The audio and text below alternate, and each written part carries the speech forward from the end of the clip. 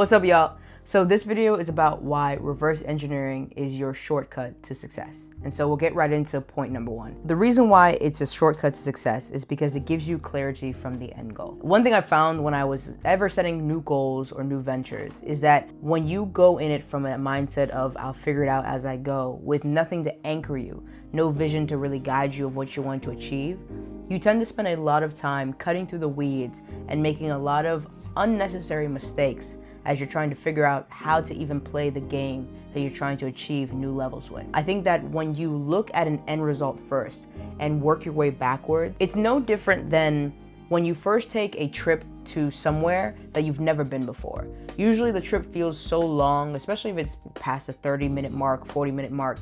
You're looking at the new landmarks, you're unsure where to go, you're a bit hesitant on making turns or exiting off the highway because you want to make sure that you get to that place exactly as you want, on time, well-to-do, with no major issues. Once you've gone through that road or you work your way backwards and you go home, the journey back always feels almost half the time as it took to get there in the first place. And it's nothing changed, nothing has really changed significantly. It's still the same traffic, still the same landmark. But the only thing that's really changed is your perception or your understanding of what it took to get to that path. And so I think reverse engineering works in the exact same way.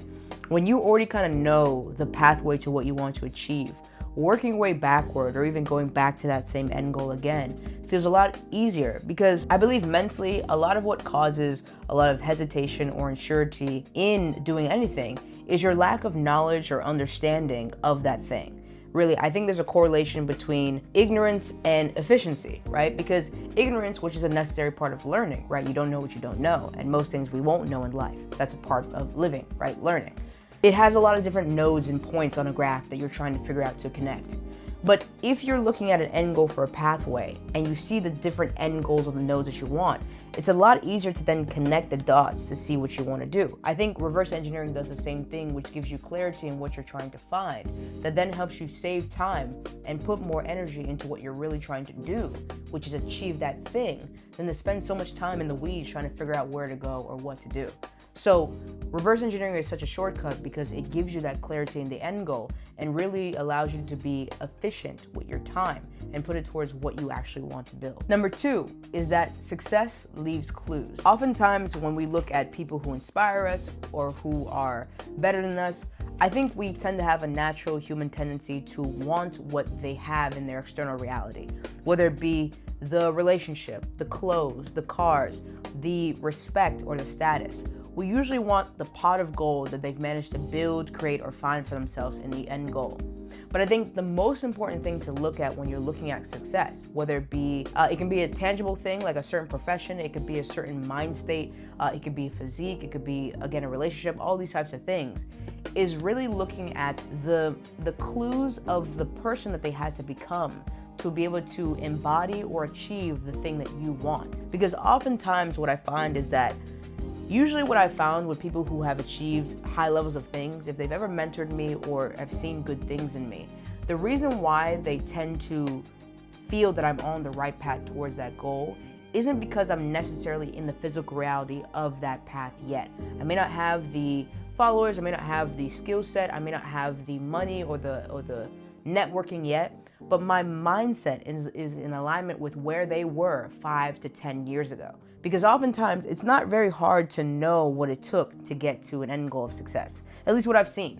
I think obviously the skill sets can differ. Obviously, if you want to be a chef versus being a high-level teacher or a great mother, the skill sets specifically, the tactics for that are different.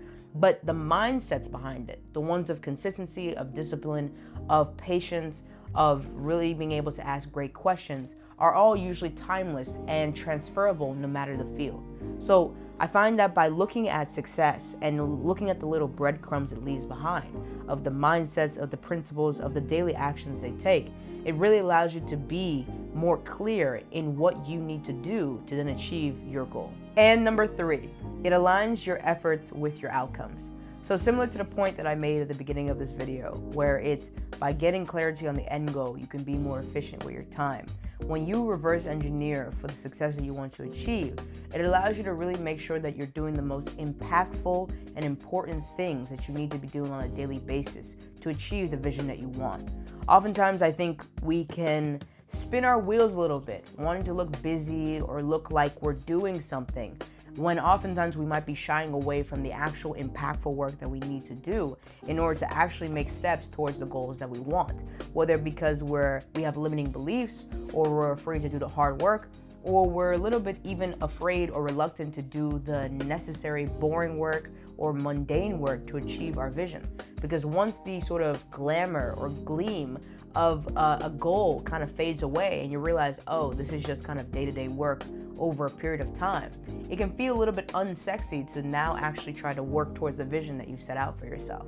But I feel like by really knowing specifically what you need to be doing on a daily basis, weekly basis, monthly basis to achieve your goal, you allow yourself to remove any excuses and to also simplify your efforts so that you don't have to do 20,000 things a day or even 20 to 10 things a day to achieve your goal.